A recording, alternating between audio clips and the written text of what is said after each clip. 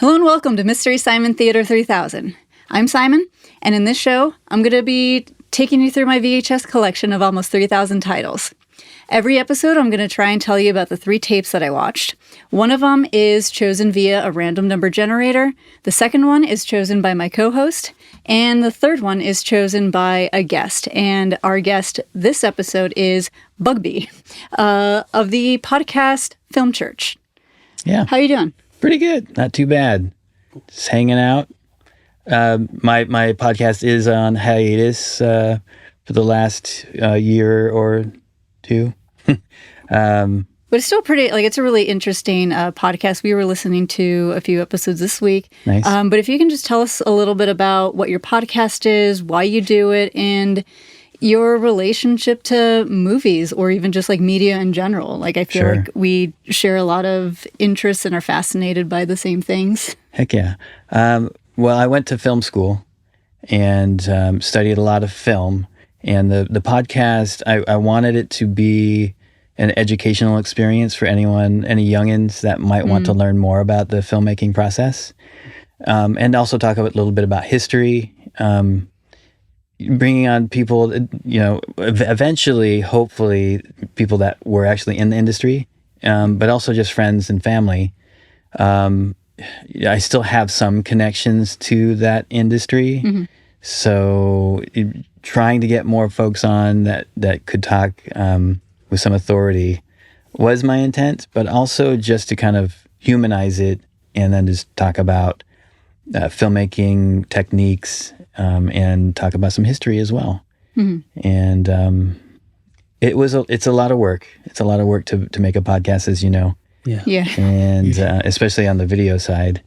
But again, that challenge is just ongoing. I've had ideas to bring it back for sure, and maybe mix it up and change some of the style, but that's still kind of on the chopping block. Mm-hmm. But you're thinking about it. I don't think there's ever really a time when you're not thinking about what you want to do differently. Yeah. Well, and part of the distraction in my life, my creative life, is working on role-playing games. I'm actually writing adventures for a game called Shadow Dark, which is where comes from. So having enough free time to write out the scripts for the podcast is challenging, and also scheduling guests. Mm-hmm. So I'm kind of looking for a co-host that might be willing to just come on more regularly, and then maybe every once in a while do the guests. Okay. Cool. So are you also just doing everything yourself? You're getting the guests, you're scheduling the guests, and pretty much producing this whole podcast by yourself? Yeah. When we were chatting earlier, you also edit it. Correct. It just sounds like you need some kind of creative partners. I would agree with that. In front of the mic, behind the mic somewhere, it seems like you can just do with his... I'm sure a lot of people realize that, or maybe I think enough people don't, just considering the number of podcasts that exist. There's 3 million podcasts that have ever been created. Yeah. They may or may not be still in production, but I can understand where people just don't realize how much work it takes to put out something as simple as an audio conversation. There's very true. People don't realize the kind of standards that they have. Yeah. And the work that goes into making something that is pleasant to listen or watch. I agree. I should know better because, this media and film is collaborative by nature. Yeah. And you get more out of it. So that's why bringing on guests was important to begin with. I do like some podcasts that kind of just preach from one person. Mm-hmm. There's definitely people that are really good at that. I don't think I'm one of them yet, but you get a different dynamic when you're sitting down with other people and can bounce ideas off of them for one, and also just get their opinion. So yeah, collaborating is something that I'm hoping to expand on with Film Church. Cool. My very first guest on the podcast, Jason Dinges, he worked in the industry. He's kind of moved outside of that. And so he was an inspiration too, to bring in someone that had some on-set experience. he's kind of a silly guy though, in terms of like just wanting to talk about the movie, not necessarily go into a lot of details. I also kind of put him on the spot to be my first guest, so props to Jason. He has his own podcast called Lost Rhetoric that I've been on a couple of times as well. Interesting. What's that one about? It's about supernatural. Who is that guy that had like that show on the radio about Art Bell? Yes, Art Bell. It's kind of like that. Coast to Coast. Coast to Coast. Exactly. Thank you. Yeah. It's like that, and he's during the pandemic he was doing it like every week because he didn't have to work. Yeah. And now it's a little bit less, but it's the same sort of thing. We did something on what was it, like zero point energy. Okay. And all sorts of like topics. And it's interesting. So sort of fun conspiratainment wing of conspiracy theory. What conspiracy theories used to be so much more fun. Yeah. Right. So anyway, Lost Rhetoric, check it out if that sounds cool. like that sort of thing. Yeah. Awesome. So the first movie we're going to talk about is actually another BBC TV miniseries.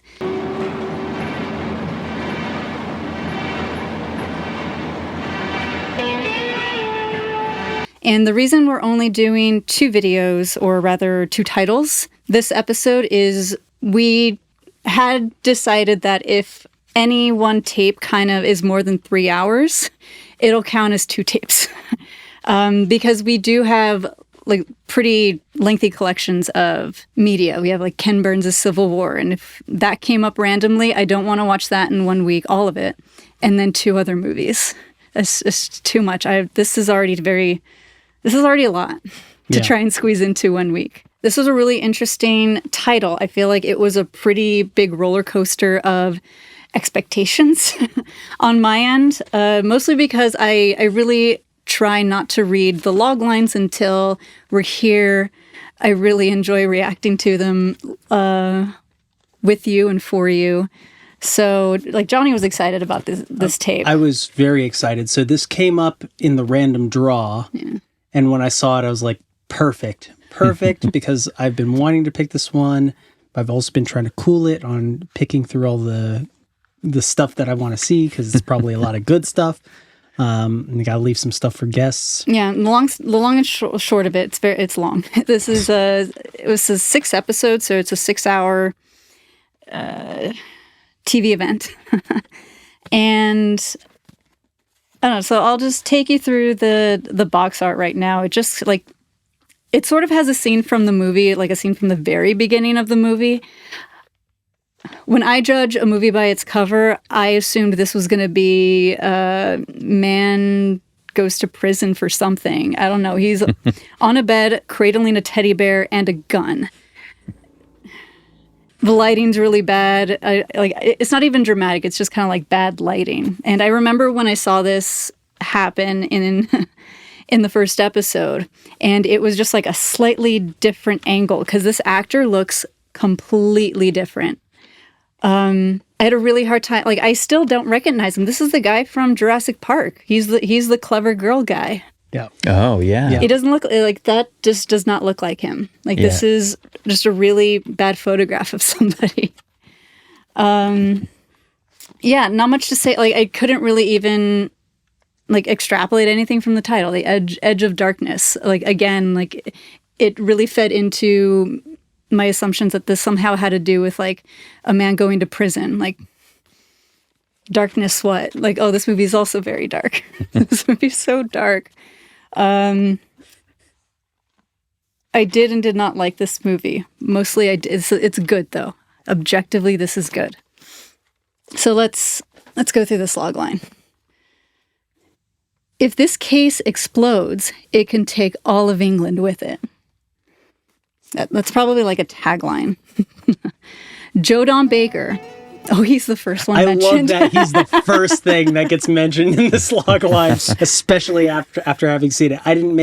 It didn't register when I first read it, but after having seen it, I'm like, yes, Joe Don Baker deserves that lead.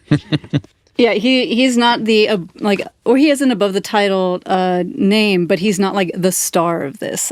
He's one of the co-stars. Bob Peck is the main starring actor in this, so it's just really funny because like Joe Don Baker and its character in this movie is just like a Texan, like everything that you would put into a Texas stereotype who went to Vietnam and became a CIA, special forces. He's Langley incarnate. Just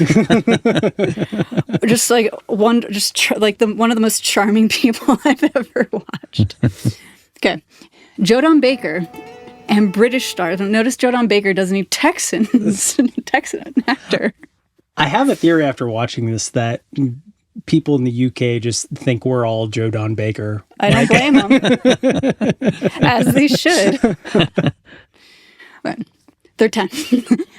Joe Don Baker and British star Bob Peck head the cast of this powerful, atmospheric mystery about nuclear contamination and top-secret government projects set in England. At the center of the action is police detective Ronnie Craven, Peck, whose life is suddenly shattered by his daughter's murder. Investigating the killing on his own, Craven soon becomes embroiled with a mysterious duo from the Prime Minister's office, plus a risk-taking maverick CIA agent, hard-hitting environmental activists, and ruthless international corporations. Whew! Wow. That's not the end of the logline. That's just all of the players in this miniseries. With each new lead, the case becomes more complicated and the stakes grow higher. As Craven discovers he's up against much more than he ever imagined, and no one is quite what they appear to be. Stylishly filmed and superbly performed, this original BBC production won a total of 6 British Academy Awards. It is a timely, tension-filled thriller that will both challenge and utterly intrigue you from beginning to end. That was quite a log line, but I agree with it. Yeah. A lot of the times we'll get, well, not a lot of the times, but I feel like half the times we'll get a log line that is like, okay, that thing happened, but that's not what this movie is about.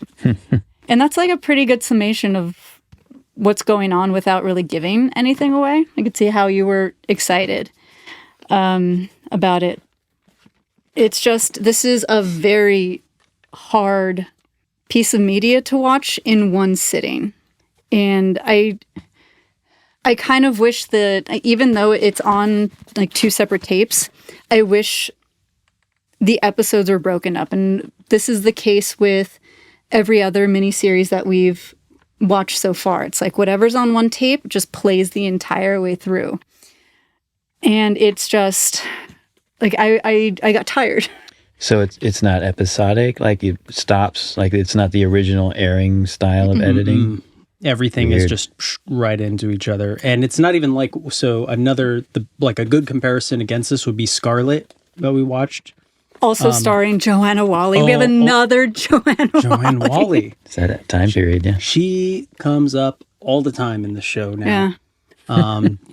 So in Scarlet, there would at least be these like moments where it's like fade to black, and you can tell that the episode would have ended there. Well, you can also tell where they've like where they've left room to insert like commercials, and here everything just goes straight through. I had no idea where one was supposed to end or begin, and like it didn't even feel like a contemporary show where the climax is super high and they kind of are usually leaving you on a significant cliffhanger. Yeah. I couldn't really identify. Can't identify any of those like places. It's just 1, 2 really long tapes. Kind of sounds British. This felt like the prestige television that we didn't get until like the 2000s. Right. And everything, like when I was I looked up a little bit about this movie. I try not to. Usually Johnny will have stuff for us here. But this is the same director who he directed like the 2 best Bond movies, like objectively. He directed GoldenEye and Casino Royale. Nice. And then he also directed the remake of this starring Mel Gibson. Oh, really? Yeah. That's wild. But when I saw that I didn't he realize Mel Gibson starred in that. like one of the only awards that was listed on his Wikipedia was the one he won for directing this. And I think I was reading that about like halfway through the first tape, and I was just like, yeah, like this is a really like powerful and interesting TV show. Kind of just like drops you in. That like, actually one of the criticisms I have about this show is that it drops you in. And I think it was just too British for me to understand. Like some investigator is talking to a mayor maybe about election fraud, and they're just going right into it. They're not really giving you exposition in a way that helps you understand it. You either have to be British and have to know about politics to understand like what tension you're being dropped into. I think that's pretty typical too. The BBC investigator. There's so many now too. Oh yeah, like the British shows that like some of my favorite ones are all just like fucking cop dramas, and I hate it. They're so good though. They are. But when we were watching the second tape and I was starting to feel just exhausted, my criticism by the second tape was like, you need notes to watch this whole series. Like if you were watching this once a week as it was coming out, you got to refer to your notes. Or you need previously on Edge of Darkness. Right. And then you just go through just like a quick, I don't know if they did that back then. I don't know if they would do that while this was actually airing. But like you need this because I was like, we were more or less paying attention the whole time. And I was like, who's this guy again? Why is he? There are just so many questions that I needed to be reminded of. There are so many players. A lot of them, like a recurring thing that came up a lot is like, whose side are you on? And by the end of the movie, they're just saying like, you're on our side now. And I'm like, I have no idea. Like there are no sides. You just either are helping the people in power or you're not. Like that's really what it comes down to. So throughout the whole movie, when they're just kind of like, you're trying to figure out who you want to root for is hard. It is so hard to keep track of all of the information that you're given. A way that really helped me just kind of understand everything was you're either a player or you're not. Yes. It's like you have the few people in power, you have the people who work for them, and they're all players. They're all like all they want is information and power. Mm-hmm. And then everyone else is collateral damage, like point blank. Yeah. So basically all of the major actors are intertwined into that story, and they have a significant role in something unraveling or something like that. Yes. Yeah, this whole series was just like something unraveling, and then by the end it's just it's not disappointing, it's just kind of like soul crushing by how complicated it is, and then how like it's actually not that complicated, it's just really dark. Yeah, I think what makes it a tough watch in this day and age, now when you watch something like this, it thoroughly dispenses with any hope that, oh, you can just elect the right people. And if you just elect the right people into public service, all the problems will go away. Right. It's like, which again, go like back to one of my earlier points was like, we are dropped into this movie in the middle of a conversation about election fraud. And by the end of it, it does not matter. Yeah. It does not. Like, it's the entry point, and that's it. Yeah, it's like, here's all the things that you think are really, really important, and like voting, democracy. And it's actually those decisions just kind of like shake out wherever we want. Well, and not even just that the election fraud doesn't matter. It's that this series does a really good job of putting you through the red herrings that our protagonist encounters. So like the election fraud you end up finding was a red herring. Like it's not even that it didn't matter, is that the entire damn thing was orchestrated. Right. And so it just the layers of obfuscation. Yeah, that's actually another recurring theme. So his his daughter gets like murdered kind of like right out of the gates. And like as he's going through her things, he finds like a gun, he finds a Geiger counter, and eventually finds out that she's wrapped up in a environmental terrorist direct action group. Yeah. And by like towards the end of the second tape, you find out that even though the government, like the British government, is seemingly in opposition with this direct action group, they had a hand in creating it, and so did the CIA. Well, when you mentioned this title as being discussed, I had to investigate. Okay. But there wasn't a lot in terms of, I wanted to see something. All I could find was a trailer, and there was a clip as well on IMDb. And I was intrigued. I would like to watch it, I think. Doesn't the BBC sell a DVD? There is a DVD. Okay. And I would definitely, after watching this, I would definitely get it. It would be nice to be able to hit stop after an episode. Maybe it's presented differently. Oh, Yeah. it's 6 hours, just 1 6 hour ago. Yeah. That.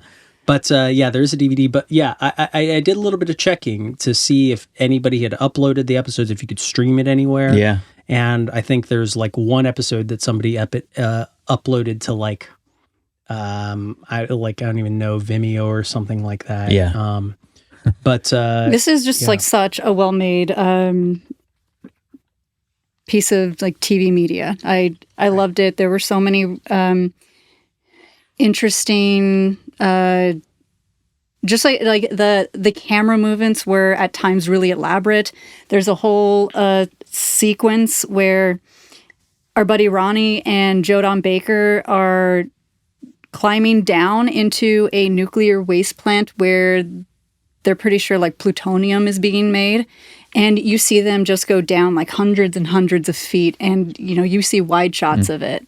I don't know what, if any, kind of like in-camera techniques were used, but it looked great and it looked big, and there's really impressive like crane shots that just were really were really elaborate to coordinate. You're getting a super zoomed in shot of him in a car, and then it zooms out, and then you're just in a whole nother part of the cemetery where the gravesite is, and you're just like, God damn, the production is just so well executed, and it's ambitious. All in all, I loved it. By the end of it, I know that I, in principle, would like absolutely detest someone like Joe Don Baker. But he's got just one of like the best, most redeemable like scenes towards the end of this that just made like we almost like jumped up and shouted like he was. Yeah. It was so good. Yeah, like when I say like that, like it's just like like a Texan just like shooting. Yeah, rootin' tootin'. Shooting in a crowded movie theater. That's like very similar to what he did, and it was wonderful. If you could put this into one word, if you could describe it in one word or one phrase, what would you use? Unlike previous episodes, I've been thinking about it. Because this one is just so hard. Like I said, it was a roller coaster. Rootin' tootin' roller coaster. It was a roller coaster of expectations, not really emotions. Like there was like, this movie was a pretty great, just like portrait. I would say like the first tape is a beautiful, like kind of crushing portrait of grief. Ronnie, our buddy Craven is pretty deep in just like investigating what happened to his, like why did his daughter die? And the way they show him, like he interacts with her quite a bit in his head. And it's just like exactly how I kind of talk to people who aren't around anymore. Just, I don't know. It was just so sad, and I think a really honest portrayal of grief. And then the second tape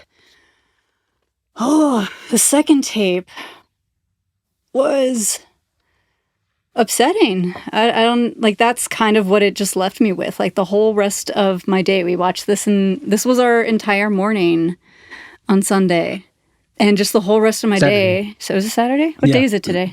It was so gnarly. It knocked you into next week.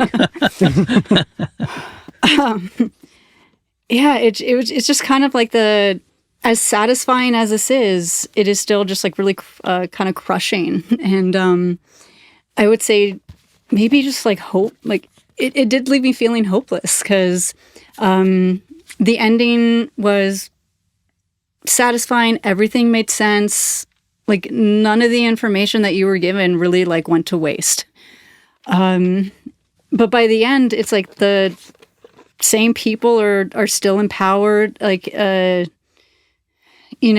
all of the respective parties that you're wondering which one's going to come out on top, they're all eating dinner at the end. Yeah. And what are you supposed to do with that? It's like, it's introspective. I don't know that it's like something like this maybe is cautionary, but like to what extent?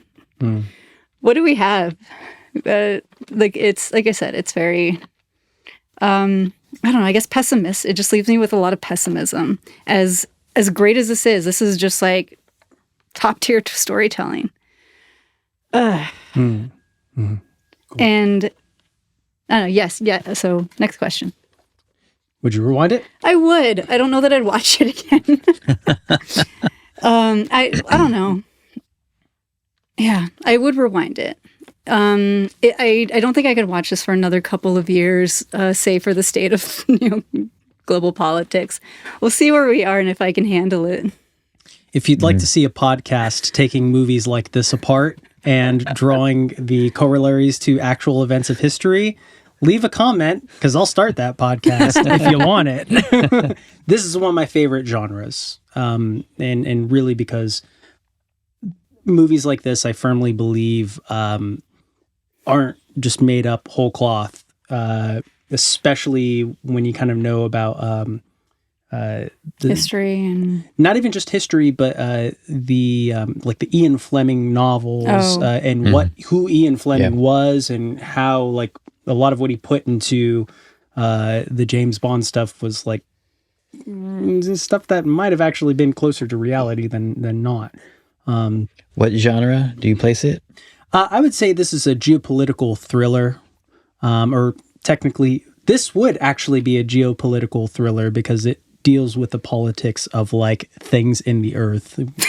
That is more than one level, technical. That is the technical definition of geopolitics, as opposed to global politics, a global political thriller. Okay. Yeah.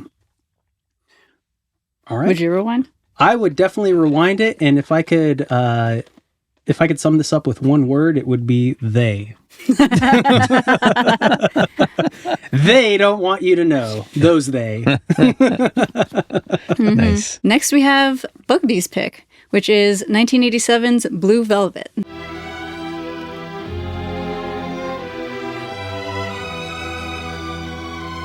Directed by David Lynch. So 2 movies released the same year. And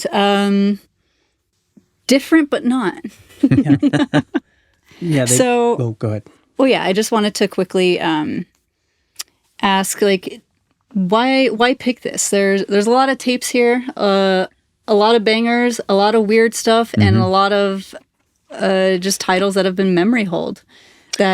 So why Blue Velvet? That's a great question. David Lynch has kind of played a pivotal role in my interest in films.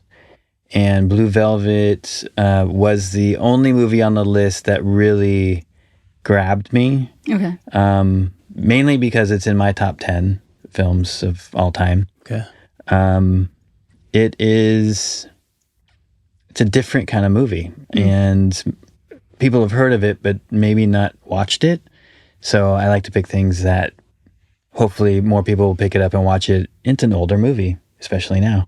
It doesn't feel that old to me, but I'm not that old. I was a kid when this came out, so I did not see this until like film school, that sort of thing. And David Lynch did have newer movies that I did see in the theater. and he's pretty much retired and almost not with us anymore. I kind of think he's done making movies, but very inspirational in my own career-ish. Yeah, cool. Yeah. I gotta say, I've seen this movie somewhere around 4 or 5 times. And this was the most rewarding watch through that I've done of it. And I especially love the theme with these two of making the hidden thing known. Yeah. That is just a very cool thing. So yeah, I'll say more when we get into it. But I'm really glad you picked this one because it was. I actually have a relationship with this movie. So Right on. Yeah. I almost didn't pick it, mainly because it is very disturbing. It's a very disturbing film. But I think that's part of the draw, and examining the strange is interesting to me. Yeah. So, Yeah, totally. No, this is my second time watching this. I had a lot of pretentious friends growing up. I was probably insufferable in my own way. You went to art school. And then I went to art school. And so, just watching a lot of David Lynch's early stuff and suffering through them Sure, yeah. was part of the intrigue. Although, it has been just a long time. And so there were a lot of me feeling like I was watching it for the first time. The only things that really stuck with me were probably the most disturbing scenes or the most alluring scenes, whenever David Lynch gets really dreamlike, those are the kinds of images that stick with me. But what this movie was about, I completely forgot. Right. Another one of the there's kind of a lot of stuff going on, and you don't quite know what's really happening until your protagonist puts it all together at the end. Right. Also a conspiracy thread in this one. Yeah, it's a mystery. Yeah. So, wow. Okay, so let's get into this. This is interesting. This interesting box art. This is probably something that was. It's a clamshell that is stuffed with the actual box, box. Looks like. Yeah. Can I interject about that a little bit? I worked at a video store. I worked for Hollywood Video when I was just out of high school, before I went to film school. So seeing your collection brings back a lot of memories because it was all VHS at that time. Cool. There was some DVD. I guess we were making that transition, but it was still VHS. So seeing this stuff where rated R, restricted, that was something that preventing kids from taking that up to the counter probably, and not being able to rent it, right? Yeah. And they would take the actual box. If it was an insert, you just put it in a clamshell because they'd have to get reused.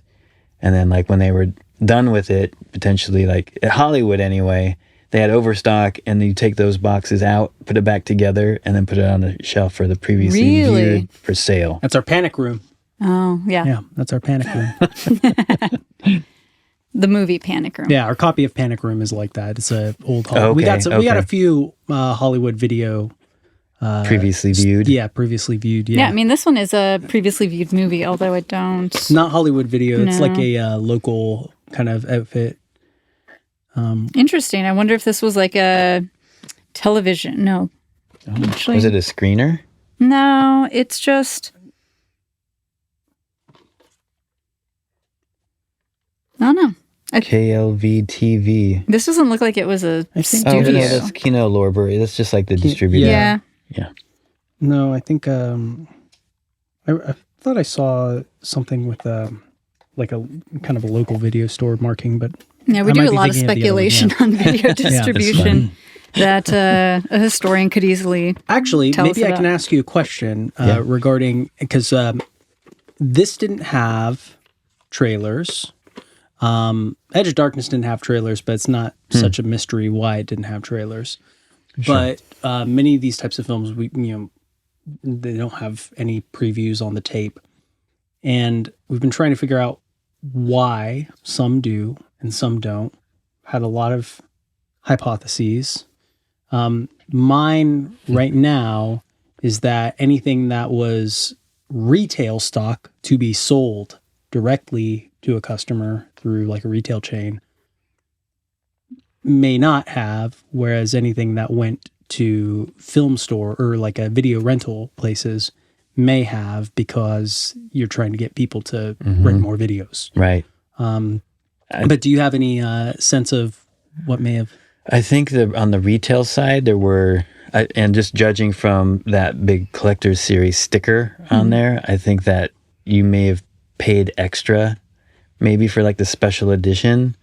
They used to also put like special features on if the tape had room for it. A featurette. Yeah, Yeah. So I think it would probably be more like retail oriented. And you're right, like they'd always put trailers on the rentals, try to get people to rent more movies. Yeah. But there were a lot of retail that had the trailers too, because same thing, they want you to buy more movies. Right. And know what's coming. But like being part of some kind of like special series, that actually, because my theory about why some would or wouldn't, even if they have the same distributors, is like some directors just don't want them on their films. Correct.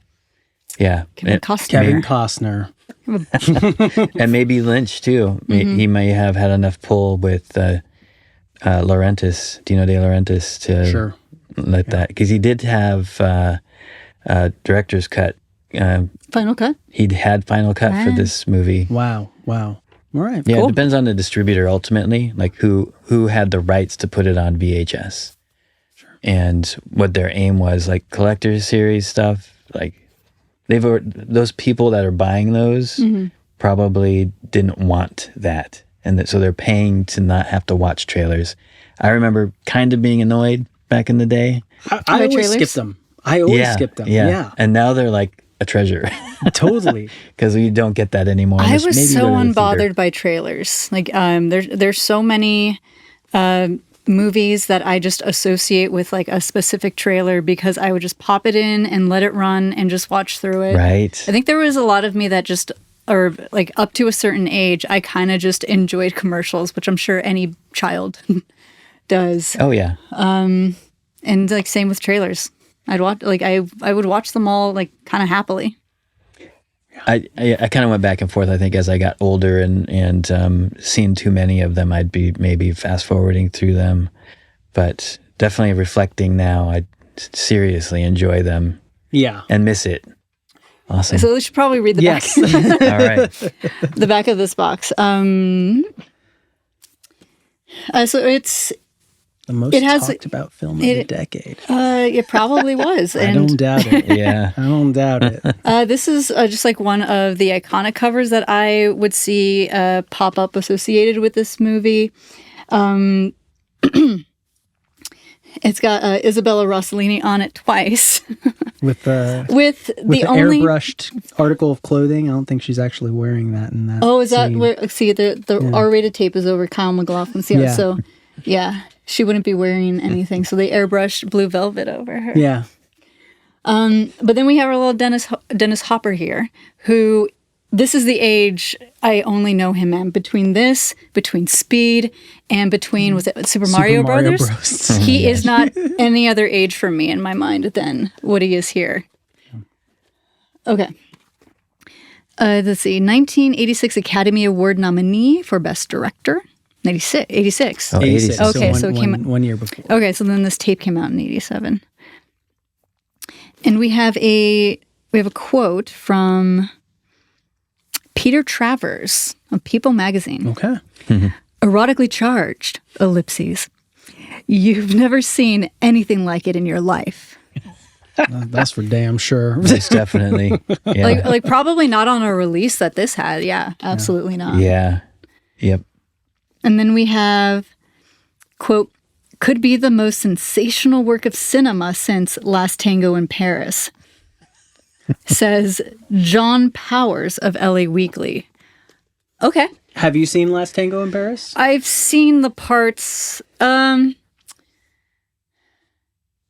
I've seen parts of it, and I've seen the parts that are kind of get worse with age. Like the more we've been able to learn about what was going on behind the scenes, it's actually like I don't know that I would want to watch it again. Okay. I have not seen it. I've not seen it. Yeah, I'm familiar with it. It's Marlon Brando, Is right? it? Mm-hmm. I think so. Yeah.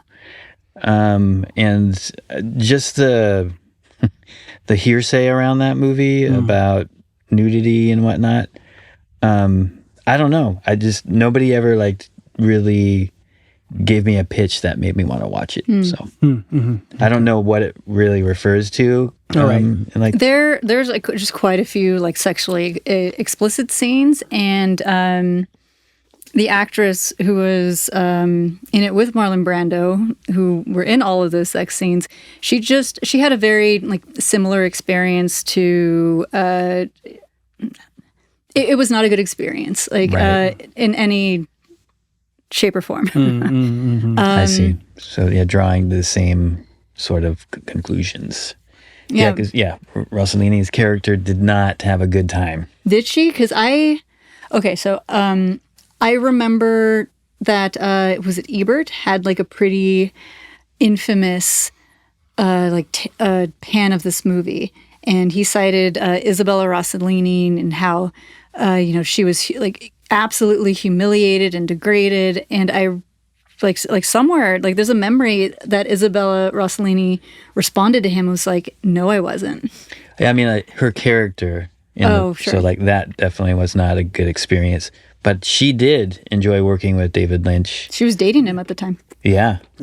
It's an interesting take. Like what assumptions did Ebert make? Yeah.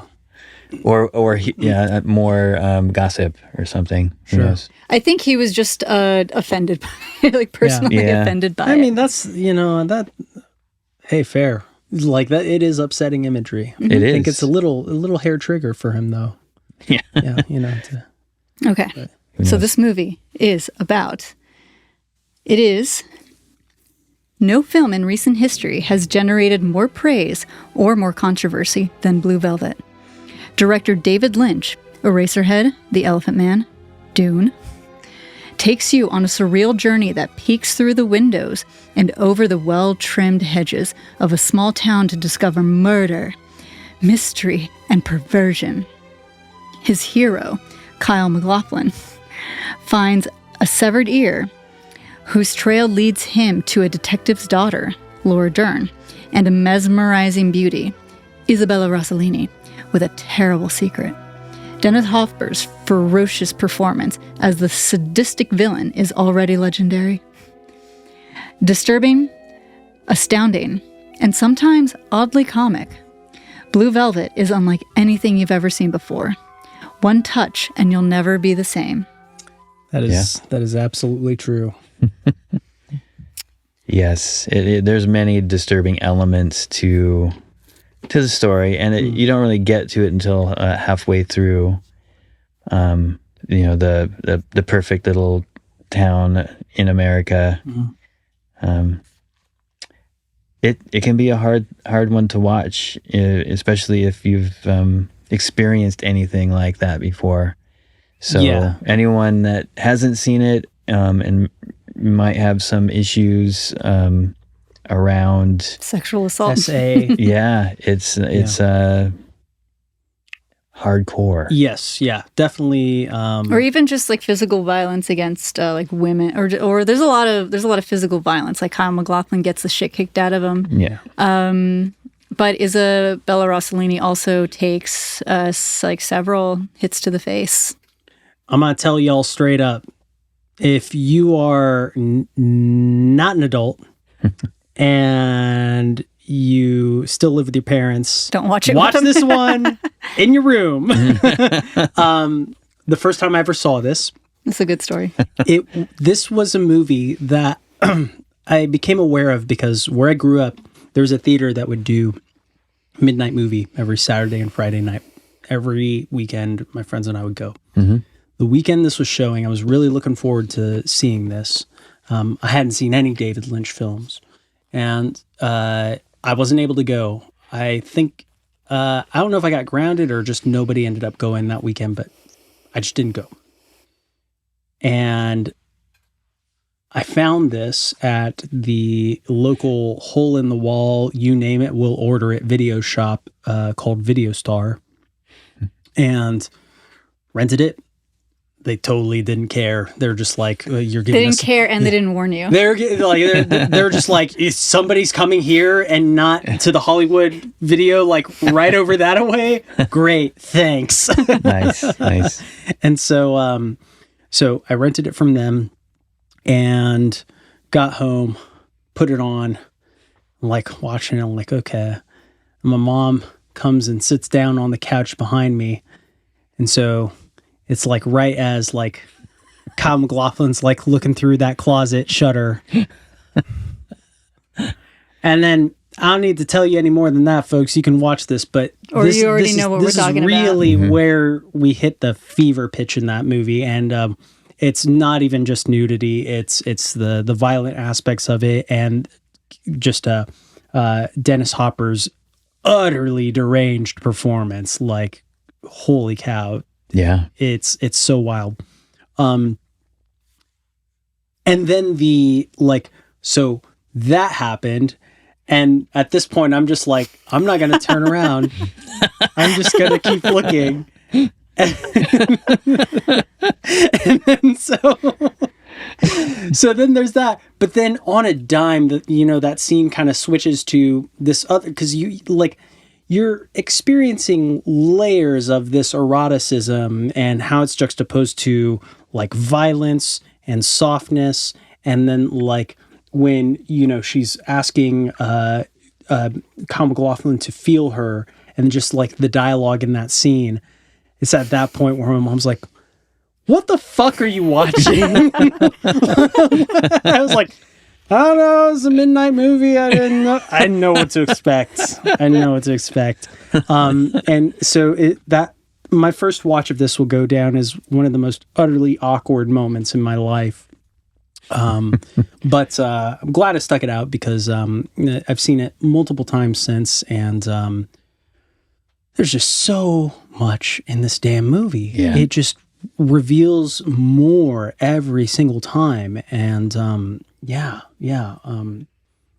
Blue Velvet, I actually don't remember the first time I watched it. I did not have a traumatic experience like you did. A trauma bonding experience with your mom.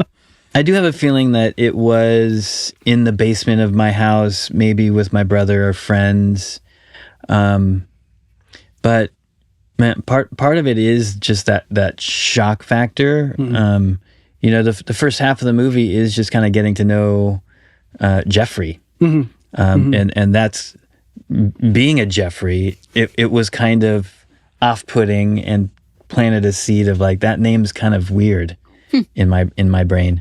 Interesting. Along with all the other history of the crazy Jeffreys, like Jeffrey Dahmer. Okay. I'll just stop there, because that's not. But I don't know. I feel like the way that Lynch tells a story with imagery, and you mentioned like some of like the dreamy type of sequences, it's inspiring to and enlightening to see someone actually just using sound and video, and light, to just tell stories that are very cerebral.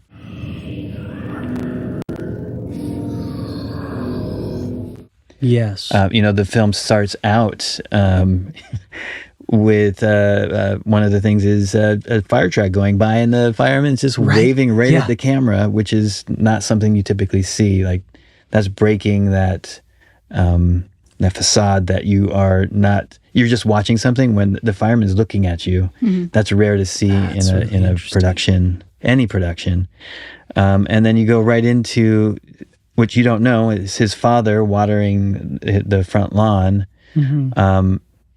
Does he get stung by something. You don't know. He just kind of suddenly falls down to the ground.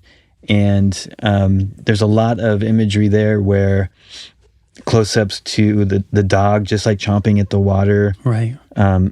He's lying in some sort of like stringed off area, which what does that mean? Like there's a lot of layers of things, and then going into the grass and getting down into the beetles that are right underneath him or close to him. Yes. There's a lot to unpack there, and so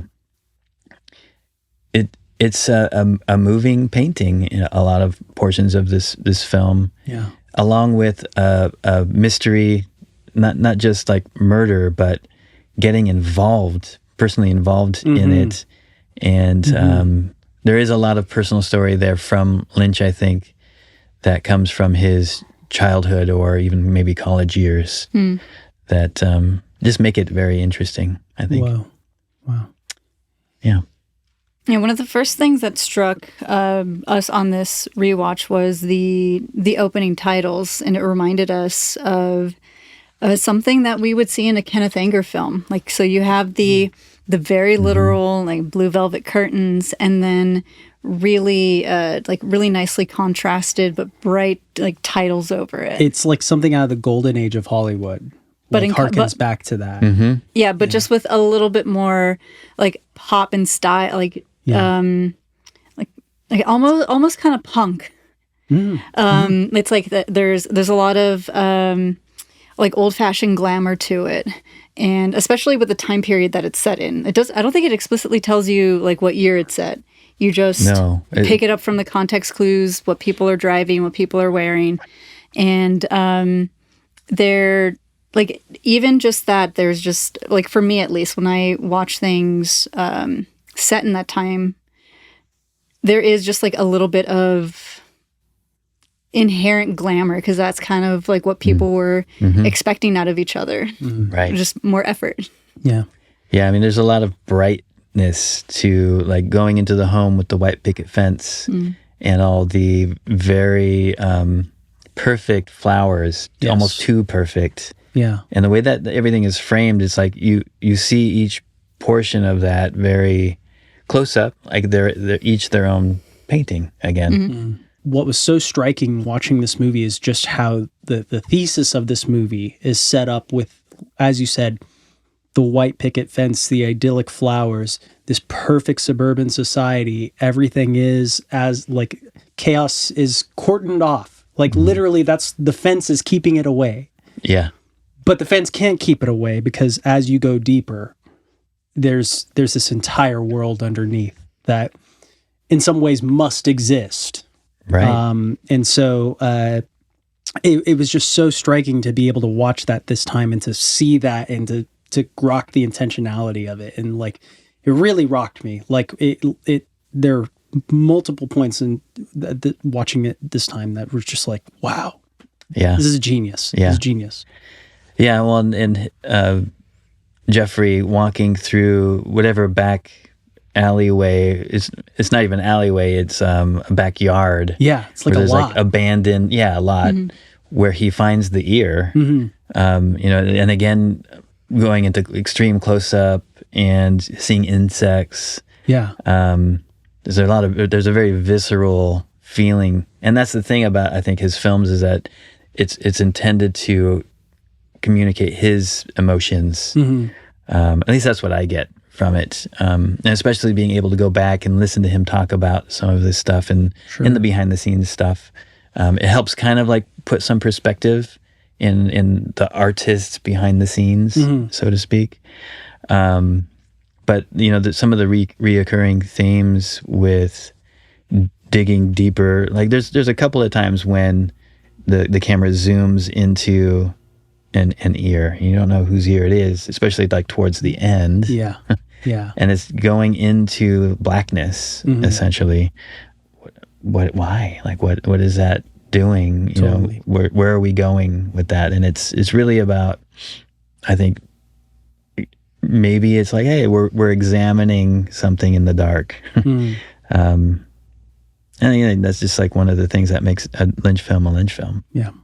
Like my kind of relationship with David Lynch has always interacted with his work as like he is not just a filmmaker, but he makes really intentional art films in a way that like I don't put that label on like most other directors, and a lot of that probably has to do with like his, you know, Eraserhead being such an infamous first film that kind of like did get seen quite a bit for the kind of film that it was. Yeah. And just the way people have talked about his work over my adolescence, which is just like in excruciating detail, like picking everything apart, putting all of that symbolism into like every frame. And with David Lynch, I believe more than most directors that he's telling us something explicit. And even though we're free to interpret it the way we want, like there's less room for interpretation. Like it's very, I don't know, like when as I was watching this, I was just like, I was just trying to take everything as like a bigger than what I would assume. Like, you know, like seeing that opening shot, we can just keep using that as our example. Like everything from like the fire truck, the white picket fence, and then just like the insects underneath. It's just like all of that. I know there are these one-to-one comparisons, and I know what the metaphors, and I'm like, okay, more than that. Like it's actually a lot more dramatic just because it's a David Lynch film. Sure. Yeah. Yeah. One thing that I found striking this time around too was the character of Jeffrey and how this dynamic exists between Laura Dern's father and Frank? Frank, yeah. So the way that both of these men almost are like, it's just so incredible because Jeffrey's father is incapacitated. So he's essentially, we can call him dead. Mm-hmm. For all we know, he's dead. And so both of these are acting as like stand-in fathers in very strange ways. Like in one sense, you could say that, because you can tell that Laura Dern's father likes Jeffrey. You know, you can kind of see a little bit of that gumshoe in him, and right. You know, he's a good kid, and so and so this impulse to like investigate is like one thing, like a thing that maybe binds them or connects them. But like that same impulse, it's always the conversation with like the police and the criminals. You know, they're just the good and the bad guys. Not a lot of difference. It's a razor's edge. That's right. With Frank, it's more explicit at a certain point where they take him out to get roughed up. He says, "You're like me." You're like me. And you can totally, I think there's a way you can read that scene as an initiatory scene. Like Frank is very much kind of sussing him out. Like, do you want to be in this world? Because we have to call him Daddy also. Well, so this is another really interesting thing that I really love. So every time Dorothy welcomes Frank into the apartment, she says baby, and he chews her out for it. And what was so interesting for me to realize in that is that it's not that she's using that as a term of endearment. It's that when he's in the possessed infantile state from the nitrous oxide, right, he's reverting back to his primal childlike self, a baby. Mm-hmm. And when he's out of that, he's domineering, he uses sex as a weapon, he's daddy, which was just such a wild layer to consider in watching this. It blew my mind. Yeah. How much intention there was in this. Well, and I think that, you know, Jeffrey and Frank are both kind of the same character in a sense that they're coming from David Lynch's kind of nightmares or imagination, and trying to tell a story is like there's many sides to everyone, yet we all have these tendencies potentially, right? If you're put in the wrong situation or the right situation to start acting out on these terrible things. Yeah. And that's what happens with Jeffrey. Like, he's brought into that world and then finds himself being violent without really wanting to, but giving into it. And I think that's a powerful statement. Yeah, totally. To self-reflect on as a human being. Totally. Yeah. And the Foley in those moments is just so incredible. Like, the way he was able to bring the sound that he crafted, the audio world that he crafted in Eraserhead to this movie, where you're just seeing the animal inside of Jeffrey, and everything's like, is that a slow shutter speed effect? Is that how they're getting that? Like, for which one? You know, when the frames are real dream-like and sort of like choppy. I'm not sure. I would imagine it might be a shutter speed thing. Okay. There may be another technique being used there, though. Okay. I'll have to investigate that. But probably yeah, you get that with the strobe light too. Yeah, I don't know, but it, like, that is just such a powerful thing. Like, you hear that animalistic rage in those moments, and it's scary. Yeah, it totally is. There's just moments that the character of Frank and the way that Hopper portrays him comes from a level of experience that most of us don't have. Yeah. He did come out of rehab right before this movie. Okay. And he did River's Edge. What was the other one? Hoosiers. Okay. All in the same year, right after coming out of rehab, to like rebuild his career. Wow. And so he was definitely drawing on experience and making some risky moves in terms of being an actor. Sure. But I think it only reinforced his powerful means of performance. Yeah. He pulled it off in a very scary way. Yeah, he is absolutely a frightful figure. And also just everybody around him. I mean, even we had Brad Dourif. Brad Dourif, yeah. Yeah, Dourif, yeah. You know, just the way that everybody is able to, like, really convincingly play that. Frank has everybody fucking scared. Like, you don't fucking blink unless Frank tells you to. And, like, everybody plays that really well. So, yeah, just the synergy on that. I got a different read from everybody in that scene where he goes to either like drop off drugs, pick up drugs, get money. Like everyone. They go to Ben's house. Ben, yeah, suave motherfucker. Everyone is like, I read everyone in that room is just apathetic and probably high. Yeah. I mean, like his own crew. Like, I didn't see them as scared so much as just strung out and, I don't know, probably enjoying whatever they were doing. Yeah, they're definitely, like, I think there's the moment where he's kind of having the freak out about the beer, you know, like Heineken. Yeah. Yes, yeah, Pabst Blue Ribbon.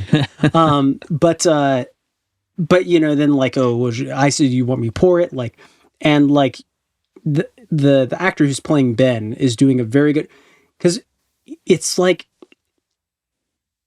What I got from them was like, you can't look scared, but you are fucking terrified. Mm-hmm. But also, like, if you give any amount of that if your face betrays that, you're done for. Right. Like, you're going to be the person who catches his attention.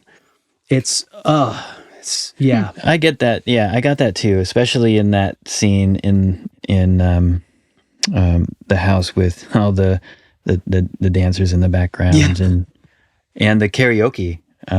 Yes. Yeah. Quote unquote. There were moments when you could sense a little tension between his crew.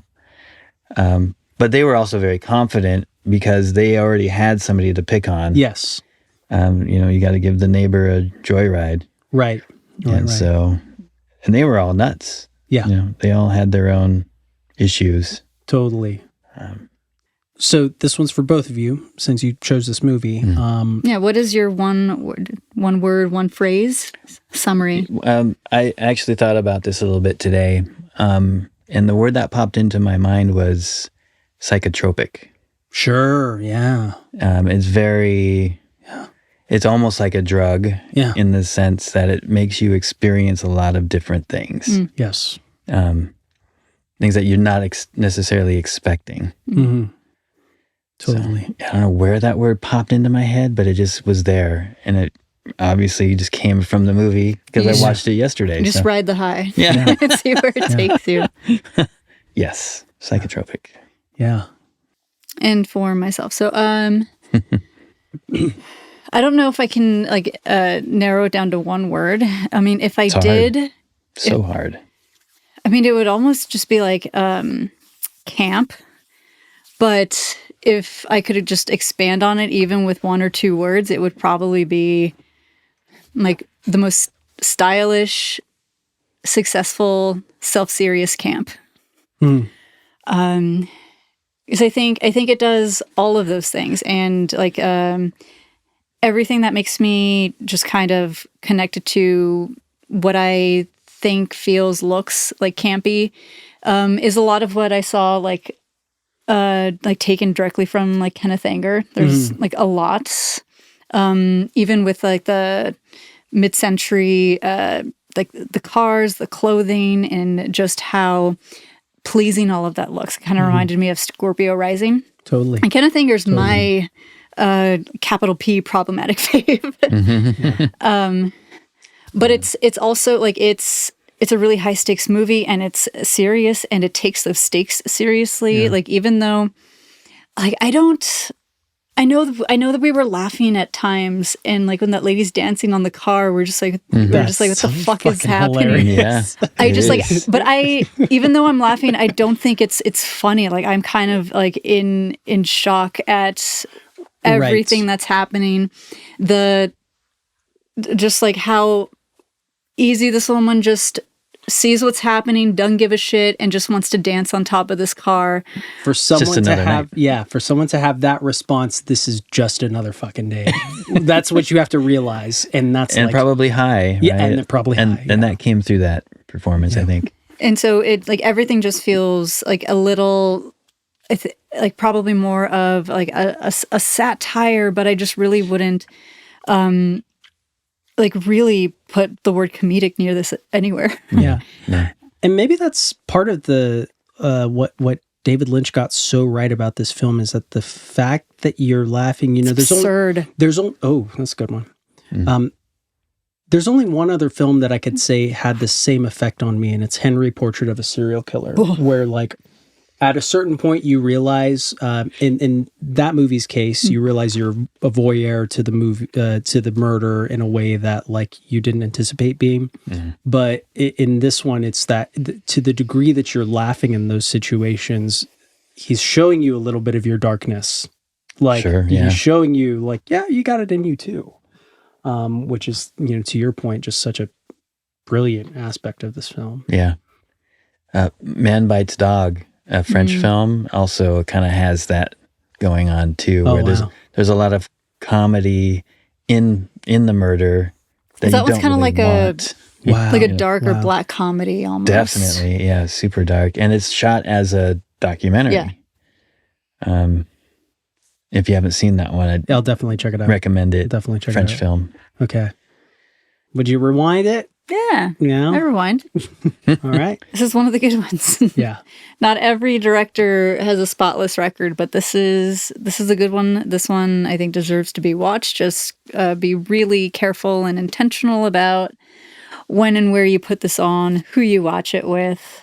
Yeah, I was going to say, now that you're a parent, how are you going to like navigate this when you're kid starts asking about David Lynch. Yeah, this is definitely one to wait until some growing up is going on. Yeah. How old is your son? He's 11. Okay. So it's going to be a little while. I would hope so. Yeah. That's only proper. Yeah. This is the kind of movie my grandparents would put on because it won awards. They didn't care. Right. Yeah. Yeah. That R-rated sticker, they don't. They do not give a shit. Yeah.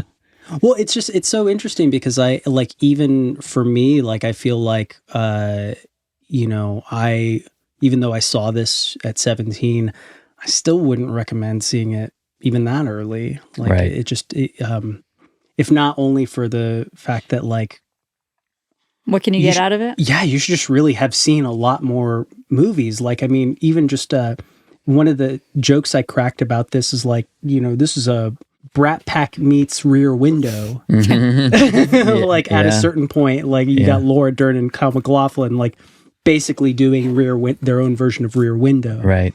And it's just like, that's something that you need a little bit of a lexicon to appreciate. For sure. The noir Yeah.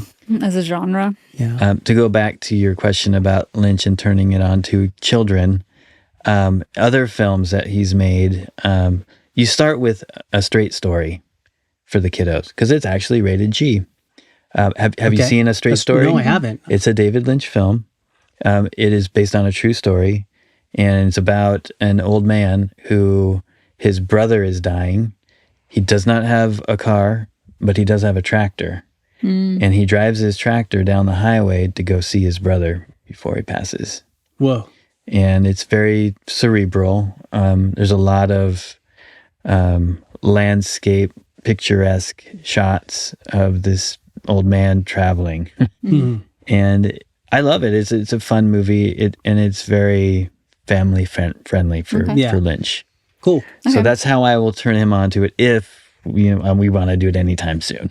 Yeah. I don't think there's any rush. No. Yeah. All right, but while we're in that mood, like if I had to recommend a David Lynch film to a teenager, I think I would probably start with Elephant Man because I think it is Elephant Man's also a great one. It is just serious enough. Like if the kid just like wants to start like getting into like weird stuff, the politics of it are easy to follow, and it's just a really interesting way to expose a kid to like how we used to like talk about and deal with and treat like freaks. Yeah. I think that's probably like a good entry point that'll challenge them enough. I always forget that's one of his, but now that I think about it, that was the first one that I saw. Now I was about 15. Myself too, yeah. I think I was about 15. Yeah, my parents showed me that movie. Yeah. Yep. Now for the mystery part of Mystery Simon Theater 3000. Tapes I'm going to have to watch this week. Which way am I doing this way? Okay. What is this first tape? So this first tape is the random one. Okay. Oh, man. We have I remember that one. the reunion of Tom Hanks and Meg Ryan in You've Got Mail. This was, speaking of my mom, I remember her being very excited about this. Meg Ryan was like her it girl for quite a while. All right. Like this had to happen. There's a lot of these kinds of tapes in here. What about the second tape? So this next one is our guest for next week. Who's our guest for next week? Jonas Ken. That's right. I'm so excited. Jonas. Yeah. The talented Mr. Ripley. Oh man, this I'm excited. I haven't seen this one. Yeah, this is I don't know what I expected from just watching the commercials a lot growing up, but the first time I saw this movie, like it really blew me away. I always get this and A Beautiful Mind mixed up with each other. I think they may have come out in the same year. Worlds apart in terms of like what they're about and how good they are. Yeah, one's about a mathematician. Yeah, I mean Jennifer Connelly's in that, and so it's not terrible, but it. Anyways, the talented Mr. Ripley. Thank you, Jonas. Okay. So this third one is yours. Did you do random, or are we doing another? So this was tour? also random. Okay. Yeah. Okay. Now, I was wondering when we were going to get to this. We have like 32. if of there these. were Oh, yeah. less stuff over there, what you would see is that we have just about the entire series Wow. of I Love Lucy. like this, yeah. How many episodes are on a tape? 3? Okay. And there's like 30-some tapes. Yep. But they're in the spreadsheet as I Love Lucy. So with the same logic that, or a similar logic that we're using with like some of these longer titles is, I guess, like if Lucy, like we're just not going to check it off for another 32 times. Yeah. Sure. Yeah. Yeah. And we'll just have to start another spreadsheet tracking the episodes of I Love Lucy that we've watched. Yeah, this isn't going to be like a terribly long watch. It'll probably barely scratch like 80 minutes. Yeah. I doubt it. But I'm going to have so much to say. We've been having a lot of conversations on just like how media, like what kinds of media gets forgotten and which pieces are kind of allowed to remain like top of mind culturally. And like if it weren't for programs like Nick at Night, or just like how this even was able to be syndicated several times a day on not cable TV, but just like it was on broadcast TV. And you know, we've been, I just found an old copy of this gigantic, we should bring it next week, this gigantic manual called Total Television. And it's about that thick. And it is a reference guide of all known TV shows from like 1940 something Nice. to 1996. And specifically, we've been watching the Twilight Zone, the DVD box set, and it includes the bumpers. And Nice. it includes bumpers from sitcoms that I've never heard of by like seemingly formerly famous comedians who were really important. And like, do you know who Danny Thomas is? I've heard the name. You've heard the you've at least heard the name. Heard the name. Yeah. Yeah. But just like shows like that, and so like it, like shows like I Love Lucy just are fascinating me on a completely new level lately because of how many people know it. It's probably still like on Fox at noon, Yeah. like daytime TV, just like rerunning ad nauseum. And the talent, I mean, I only just saw Citizen Kane for the first time a few months ago. Right. And just seeing the episode with Orson Welles and like, Oh yeah, when we came in to like, record, I was just like, look what I pulled out. yeah, you know, it's just so it's incredible because of Desi Arnaz's connections. Who could be on the show and who was on the show, and it's such a time capsule and truly a treasure. Yeah. So Agreed. Can't wait.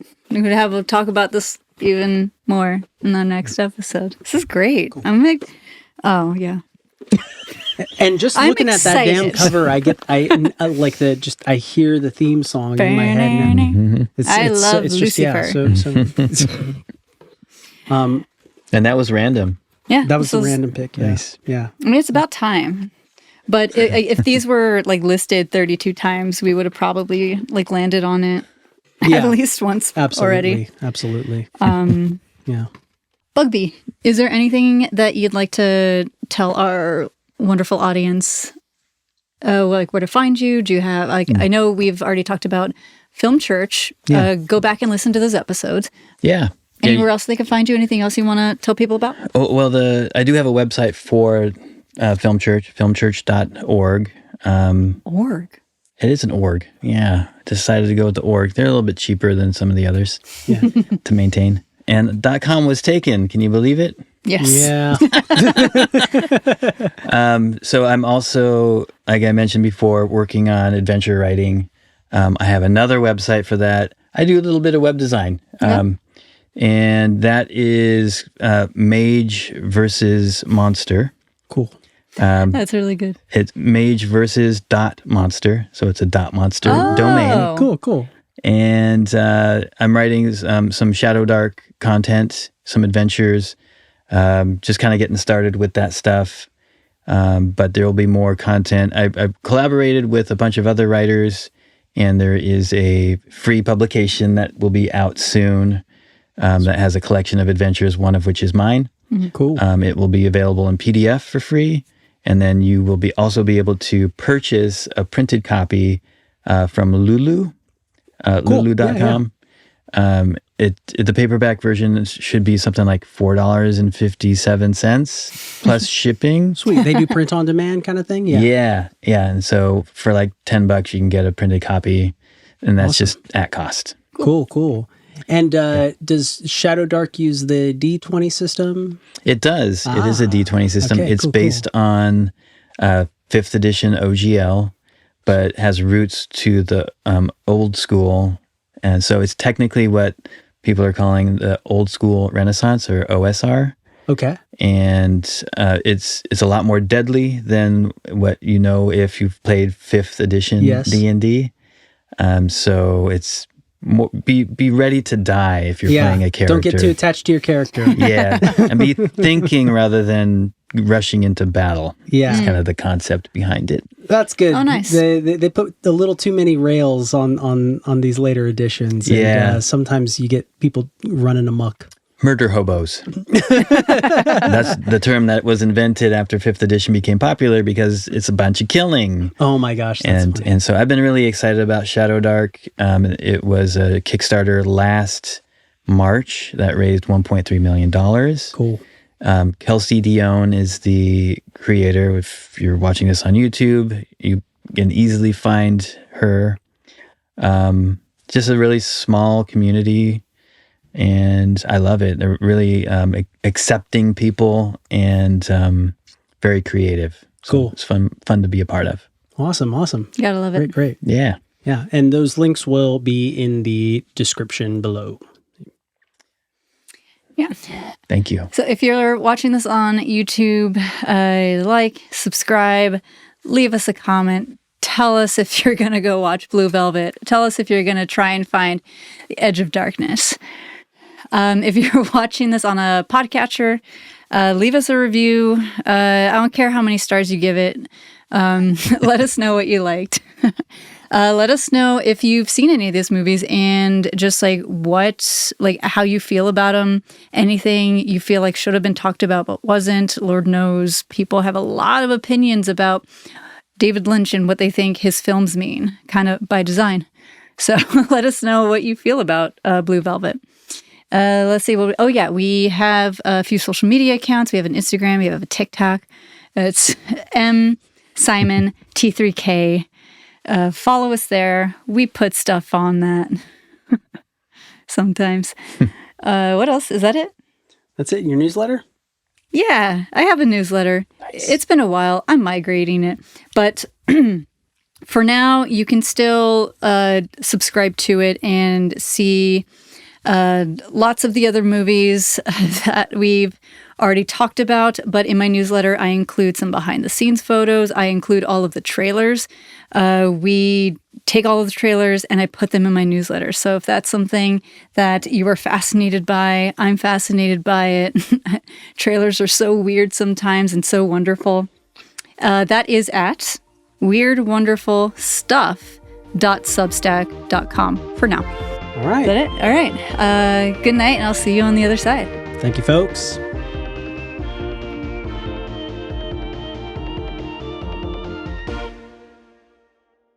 What kind of beer do you like? Heineken. Fuck that shit. Pabst Blue Ribbon.